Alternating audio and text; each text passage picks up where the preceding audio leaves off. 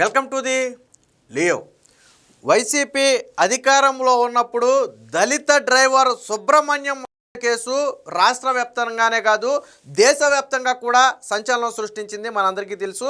ఇందులో కీలక నిందితుడిగా ఉన్నటువంటి వ్యక్తి ఆ రోజు వైసీపీ ఎమ్మెల్సీ, నేటికి వైసీపీ ఎమ్మెల్సీగా ఉన్నటువంటి అనంతబాబు. అయితే కూటమి ప్రభుత్వం వచ్చిన తర్వాత అనంతబాబు భార్య పాత్ర కూడా ఉందని పోలీసులు విచారణలో అయితే తేల్చారు. అయితే అనంతబాబు ఇప్పుడు బరి తెగించి సాక్షులను భయపెట్టి బెదిరించి తప్పుడు వాంగ్మూలాలు ఇప్పించే ప్రయత్నం చేశాడు. ఆ కోవలో ఎవరైతే బెదిరింపు గురయ్యారో వారందరూ కూడా స్టేషన్లో కంప్లైంట్ ఇవ్వడంతో పోలీసులు కేసు నమోదు చేసి అరెస్టు చేసే సమయానికి ప్రస్తుతానికి అనంతబాబు అయితే ఆ పరారీలో ఉన్నాడు. పోలీసులు వస్తున్నారనే సమాచారాన్ని ముందే పసిగట్టి కారులో వెళితే దొరికిపోతానని ఆ బైక్ మీద హెల్మెట్ పెట్టి వెళ్ళిపోయినట్టుగా సీసీ కెమెరాల్లో అయితే రికార్డ్ అయింది. సో అసలు విషయానికి వస్తే ఈ నెల 24వ తేదీన ఈ అనంతబాబు ఏదైతే ఆ డ్రైవర్ దళిత సుబ్రహ్మణ్యం కేసుకు సంబంధించి సాక్షులు ఉన్నారో వాళ్ళని ఎప్పుడు విచారించాలి అనేది ఈ నెల 24న అంటే మరొక 2 రోజుల్లో కోర్టు అయితే నిర్ణయించుంది. ఒకవేళ నిజంగా సాక్షుల వాంగ్మూలంగా కోర్టు రికార్డు చేస్తే ఎమ్మెల్సీ అనంతబాబు ఎట్టి పరిస్థితుల్లో తప్పించుకునే అవకాశం ఉండదు. దాంతో ఎప్పుడైతే ఇది దగ్గర పడుతుందో ఇందులో 4 సాక్షులు ఉన్నారు. ఈ 4 కూడా చనిపోయినటువంటి డ్రైవర్ సుబ్రహ్మణ్యానికి స్నేహితులు. సో వాళ్ళ సాక్ష్యమే ఈరోజు కీలకంగా మారింది. దాంతో ఏం చేశాడు, ఆ 4 కూడా ఒక అపార్ట్మెంట్కి పిలిచి అక్కడ భయపెట్టి బెదిరించాడు. ఏమని బెదిరించాడు, రేపొద్దున మిమ్మల్ని కోర్టు విచారణ చేస్తుంది, ఎప్పుడు చేయాలనేది కూడా డిసైడ్ చేసింది. మీరు మొత్తం వాంగ్మూలం అంతా ఏం మార్చక్కర్లేదు, గతంలో ఏం చెప్పారో దానికి అదనంగా కొన్ని కల్పించి చెప్పండి. ఏం చెప్పాలి అనేది మా లాయర్ చెప్తాడు. మేము పైనుంచి కింద వరకు అందరినీ మేనేజ్ చేసుకుంటూ వచ్చామంటే ఆ న్యాయవాదుల దగ్గర నుంచి పోలీసుల వరకు మేము అందరినీ మేనేజ్ చేసుకుంటూ వచ్చాము. మీరు చెప్పమన్నది చెప్తే చాలు, కాదు అని మీరు గన నిరాకరిస్తే తరువాత మిమ్మల్ని చంపి మీ శవం కూడా కనపడకుండా చేస్తానని చెప్పి బెదిరించి ఒక్కొక్కరికి 3 లక్షల రూపాయలు ఇవ్వటానికి అంగీకారం తెలిపారు. దీనికి మధ్యవర్తిగా ఎవరైతే అనంతబాబు ఉన్నాడో అనంతబాబుకి సంబంధించినటువంటి 3 మనుషులు మధ్యవర్తిత్వం చేశారు. పోలీసులు వాళ్ళను కూడా అదుపులోకి అయితే తీసుకున్నారు. అప్పటికప్పుడు 3 లక్షల అంగీకారం తెలిపి అప్పటికప్పుడు 1 లక్ష రూపాయలు వాళ్ళ చేతిలో కూడా పెట్టారు. అయితే ఈ విషయం మొత్తం కూడా చనిపోయినటువంటి డ్రైవర్ సుబ్రహ్మణ్యం తమ్ముడికి తెలిసింది. తమ్ముడికి తెలియగానే ఏం చేశాడు, వెంటనే వాళ్ళ లాయర్కి ఇన్ఫామ్ చేశాడు. వాళ్ళ లాయర్ వెంటనే పోలీసులకు ఇన్ఫామ్ చేస్తే అది నిజమా కాదా అని నిర్ధారించుకోవటానికి ఎవరైతే 4 అపార్ట్మెంట్కి వెళ్ళి మాట్లాడారు అనే ఆరోపణలు ఉన్నాయో ఆ సాక్షులు 4 కూడా పోలీసులు స్టేషన్కు పిలిచి విచారిస్తే వాళ్ళు చెప్పింది ఏంటంటే, వాళ్ళు ఏదన్నా చేస్తారని భయపడి మేము డబ్బులు తీసుకున్నాం తప్ప తప్పుడు సాక్ష్యం చెప్పడం కోసం కాదు, మమ్మల్ని అయితే వాళ్ళ లాయర్ చెప్పమన్నట్టుగా చెప్పమన్నారు. ఒక్కొక్కరికి 3 లక్షల రూపాయలు కూడా ఇస్తామన్నారు. కాదు అంటే చంపేసి మీ శవాన్ని కూడా కనపడకుండా చేస్తానని బెదిరించారు. దాంతో మేము భయపడి ఆ డబ్బులు తీసుకున్నామని చెప్పి వాళ్ళు పోలీస్ స్టేషన్లో కంప్లైంట్ ఇచ్చి ఒప్పుకోవడం జరిగింది. దీంతో పోలీసులు అయితే సీరియస్గా తీసుకుని కేసు నమోదు చేశారు. వాస్తవానికి అనంతబాబు చేశాడు అనేది తేట తెల్లమైంది. ఎప్పుడైతే నువ్వు సాక్షిని భయపెట్టాలి, బెదిరించాలి అనుకున్నావో, తప్పుడు వాంగ్మూలాలు చెప్పించాలి అనుకున్నావో అప్పుడే నువ్వు చేసావని చెప్పి ఒప్పుకున్నట్టే. సో ఇది న్యాయస్థానాలు కూడా రేపు తీవ్రంగా పరిగణించే అవకాశం ఉంది. దీనికి సంబంధించిన వార్త ఒకటి వచ్చింది, ఒకసారి చూద్దాం. వాస్తవానికి అనంతబాబుకు బెయిల్ ఇప్పుడు ఇమీడియట్గా రద్దు చేయాలి. ఎందుకనంటే అనంతబాబు బెయిల్ మీద బయట ఉన్నాడు. బెయిల్ మీద బయట ఉన్నప్పుడు కోర్టు విధించే షరతులేంటి, ఏదైతే ఆధారాలను ధ్వంసం చేయకూడదు, సాక్షులను బెదిరించకూడదు, ఈ కేసు మీద ప్రభావం చూపే ఎటువంటి చర్యలకు పాల్పడకూడదు, అది కోర్టు ఇచ్చే నిబంధన. కానీ ఇక్కడ స్వయంగా 4 సాక్షులను ప్రలోభపెట్టి భయపెట్టి బెదిరించే ప్రయత్నం చేశాడు. స్వయంగా సాక్షులే దాన్ని కూడా ఒప్పుకున్నారు. కాబట్టి ఇమీడియట్గా అనంతబాబు బెయిల్ కూడా రద్దు చేయాల్సి ఉంటుంది. సో అనంత అడ్డదారి ఎమ్మెల్సీ తరపున దళిత డ్రైవర్ కేసులో సంచలన మలుపు. ఎమ్మెల్సీ తరపున రంగంలోకి అనుచరుడు, 4 సాక్షులను పిలిపించి మంతనాలు, ఫెన్స్ లాయర్ చెప్పినట్లుగా వినాలని బెదిరింపులు, తలో 3 లక్షలు ఇస్తామని ప్రలోభాలు, అప్పటికప్పుడు 1 లక్ష రూపాయల చొప్పున అందజేత, పోలీసులకు సమాచారం ఇచ్చిన డ్రైవర్ సోదరుడు సాక్షుల ఫిర్యాదుతో అనంతబాబుతో పాటు ఇతరులపై కేసు నమోదు, పరారీలో ఎమ్మెల్సీ.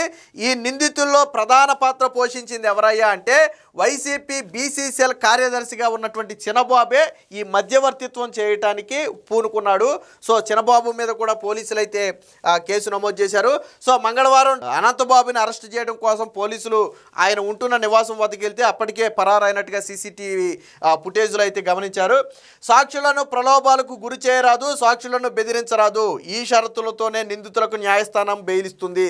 కానీ దళిత డ్రైవర్ సుబ్రహ్మణ్యాన్ని హత్య చేసి మృతదేహాన్ని డోర్ డెలివరీ చేసినట్లు అభియోగాలు ఎదుర్కొంటున్న వైసీపీ ఎమ్మెల్సీ అనంతబాబు ఈ 2 షరతులను ఉల్లంఘించాడు. కేసు నుంచి తప్పించుకునేందుకు బరి తెగించారు.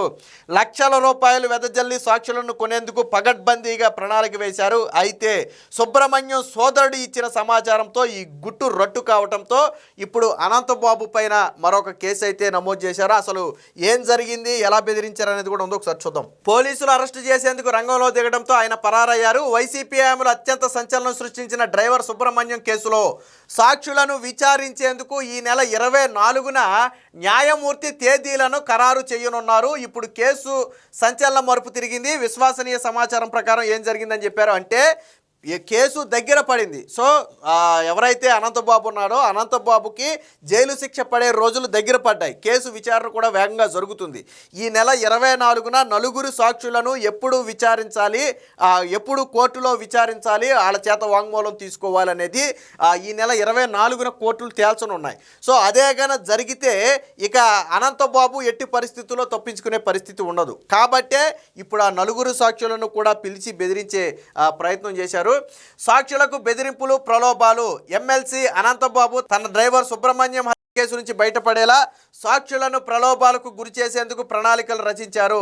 దీనికోసం అనంతబాబు తరపున ఆయన ప్రధాన అనుచరుడైనటువంటి వైసీపీ రాష్ట్ర బీసీసీఎల్ కార్యదర్శి కడియాల చిన్నబాబు, ఆయన కుమారుడు సతీష్తో పాటు మాగంటి రాంబాబు, వీళ్ళ 3 కూడా రంగంలో దిగారు. అంటే వైసీపీ బీసీసీఎల్ కార్యదర్శితో పాటు అతని కుమారుడితో పాటు మరొక వైసీపీ వ్యక్తి రంగంలో దిగారు. ఈ కేసులో సాక్షులుగా ఉన్న డ్రైవర్ సుబ్రహ్మణ్యం మిత్రులైనటువంటి అరవ దుర్గాప్రసాద్, అరవ మణికంఠ, శబలం పవన్ కుమారు, ముమ్మడి వెంకటేష్లను సోమవారం రాత్రి కాకినాడ జేఎన్టీయు వెనక ఉన్నటువంటి సిద్ధార్థ నగర్లో ఉన్నటువంటి సమీరా రెసిడెన్స్కి రప్పించి బెదిరించారు, ప్రలోభాలకు గురి చేశారు. మృతుడు సుబ్రహ్మణ్యం సోదరుడు ఈ విషయాన్ని స్పెషల్ పబ్లిక్ ప్రాసిక్యూటర్ ముప్పళ్ళ సుబ్బారావు ద్వారా పోలీసుల దృష్టికి తీసుకువెళ్లారు. దీంతో రంగంలో దిగిన పోలీసులు దుర్గాప్రసాద్, మణికంఠ, పవన్ కుమారు, వెంకటేష్లను అదుపులోకి తీసుకున్నారు. పోలీసుల విచారణలో వీళ్ళు విస్తుపోయే నిజాలను బయటపెట్టారు. అనంతబాబు అనుచరులు తమకు ఒక్కొక్కరికి 3 లక్షలు ఇస్తామన్నారని, అందులో భాగంగా సోమవారం తలో 1 లక్ష అడ్వాన్స్గా ఇచ్చారని తెలిపారు. కోర్టులో సాక్ష్యం చెప్పేటప్పుడు పాత స్టేట్మెంట్లను పూర్తిగా మార్చాల్సిన అవసరం లేదు. అయితే డిఫెన్స్ లాయర్లు చెప్పిన కొన్ని అదనపు అంశాలు మాత్రం చేర్చండి. పై స్థాయి నుంచి కింది స్థాయి వరకు అధికారులను, లాయర్లని అందరినీ మేము మేనేజ్ చేశామని వాళ్ళకి చెప్పినట్టుగా వాళ్ళైతే చెప్పడం జరిగింది. దీంతో వీళ్ళందరూ కూడా ఎవరైతే బెదిరింపులకు గురైనటువంటి 4 స్నేహితులు ఉన్నారో వాళ్ళు పోలీస్ స్టేషన్లో, సర్పవరం పోలీస్ స్టేషన్లో ఫిర్యాదు చేశారు. సుబ్రహ్మణ్యం కేసులో అనంతబాబు, ఆయన భార్య పాత్ర చేసిన తీరుపై మేము ప్రాసిక్యూషన్ ఆధారాలు సేకరించాం. ఇప్పుడు తప్పుడు సాక్ష్యం చెప్పాలని అనంతబాబు మనుషులు బెదిరించారు. ఒక్కొక్కరికి 1 లక్ష రూపాయలు ఇచ్చారు. వాళ్ళు ఏం చేస్తారనే భయంతోనే మేము ఆ డబ్బులు తీసుకున్నామని చెప్పి వాళ్ళైతే చెప్పడం జరిగింది. దీంతో మళ్ళీ A1గా అనంతబాబుని చేరుస్తూ ఈ సాక్షులను బెదిరించినందుకు గాను మరొక కేసునైతే నమోదు చేశారు. ఖచ్చితంగా ఇది రేపు కోర్టులో సంచలనంగా మారబోతుంది. ఎందుకంటే అనంతబాబు అనే వ్యక్తి ఇలా సాక్షులను భయపెట్టి బెదిరించాడు, తప్పుడు సాక్ష్యం చెప్పమన్నాడు అంటే హత్యనే చేసినట్టుగా ఒప్పుకున్నట్టే. కేసు నుంచి బయటపడటం కోసం చేసినటువంటి కుట్ర కోణం. 4 సాక్షులు కూడా ఈ విషయాన్ని స్వయంగా ఒప్పుకున్నారు. వాళ్ళ దగ్గర నుంచి ఆ 4 లక్షల రూపాయల డబ్బులు కూడా రికవర్ చేశారు. ట్విస్ట్ ఏంటంటే అనంతబాబు పరారీలో ఉన్న వాళ్ళ ఇంట్లో సోదాలు చేస్తే 12 లక్షల రూపాయల నగదు దొరికింది. సరే ఎక్కడికి పారిపోయాడు అని సీసీటీవీ ఫుటేజ్ తీస్తే కారులో వెళితే దొరికిపోతానని చెప్పి బైక్ మీద పరారైపోయాడు. అంటే అరెస్ట్ అయితే ఇప్పుడు బెయిల్ కూడా రాదు, మళ్ళీ ఎప్పటి వరకు జైల్లో ఉండాలో అనే ఎందుకంటే సాక్షులను బెదిరించడం అనేది చిన్న విషయం కాదు, ఇమీడియట్గా కోర్టులు బెయిల్ రద్దు చేస్తాయి. కాబట్టి ప్రస్తుతానికైతే ఆ అజ్ఞాతంలోకి అయితే వెళ్ళిపోయినట్టుగా తెలుస్తుంది. ఏది ఏమైనా అనంతబాబు తన డ్రైవర్ సుబ్రహ్మణ్యాన్ని చంపాడు అనేది బహిరంగ సత్యమే. ఈరోజు సాక్షులను బెదిరించడం ద్వారా ఆ విషయం బయటపడింది. ప్రస్తుతానికి పోలీసులు అయితే అనంతబాబు కోసం బృందాలుగా ఏర్పడి గాలిస్తున్నారు. ఇదే విషయాన్ని రేపొద్దున న్యాయమూర్తి దృష్టికి కూడా ఆ పోలీసులు తీసుకెళ్లబోతున్నారు. ఇప్పుడు నమోదైన కేసుతో పాటు ఇప్పుడు నలుగురు సాక్షులు ఏదైతే ఆ స్టేషన్లో చెప్పారో దాన్ని మొత్తాన్ని కూడా రికార్డ్ చేసి కోర్టు ముందైతే ఉంచబోతున్నారు. ఖచ్చితంగా ఆ న్యాయ నిపుణుల అంచనా ప్రకారం ఖచ్చితంగా అనంతబాబు బెయిల్ ఇమీడియట్గా రద్దయ్యే అవకాశం ఉంది. దాంతోపాటు సాక్షులను బెదిరించినందుకు గాను కోర్టు తీవ్రంగా పరిగణించే అవకాశం ఉందని కూడా చెప్తున్నారు. ఏది ఏమైనా వైసీపీ హయాంలో ఒక దళిత డ్రైవర్ని చంపినటువంటి వ్యక్తిని ఈ రోజుకి జగన్ పార్టీలో పెట్టి తిరుగుతున్నాడు. ఆ రోజు ఏదో నేను పార్టీ నుంచి సస్పెండ్ చేశామని చెప్పి జగన్ చెప్పాడు, కానీ అది వాస్తవం కాదు. ఎందుకంటే మొన్న ఎన్నికల సమయంలో జగన్మోహన్ రెడ్డి సిద్ధం సభలప్పుడు కాన్వాయిల వెంట అనంతబాబు తిరిగాడు. అలాగే మొన్న ఎన్నికల్లో వైసీపీని గెలిపించాలని చెప్పి మొన్నటికి ప్రచారం చేశాడు. ఈ రోజుకి వైసీపీ బీసీసీఎల్ అధ్యక్షుడిగా ఉన్నటువంటి వ్యక్తి చిన్నబాబు ఈరోజు అనంతబాబు తరపున వకాల్తా పుచ్చుకుని సాక్షులను బెదిరించే ప్రయత్నం చేశాడు. అంటే వైసీపీ కనుసన్నంలోనే ఇవంతా కూడా జరుగుతుంది. ఏది ఏమైనా అనంతబాబు మెడకైతే ఈ కేసు బలంగా బిగుసుకుందని స్పష్టంగా చెప్పొచ్చు.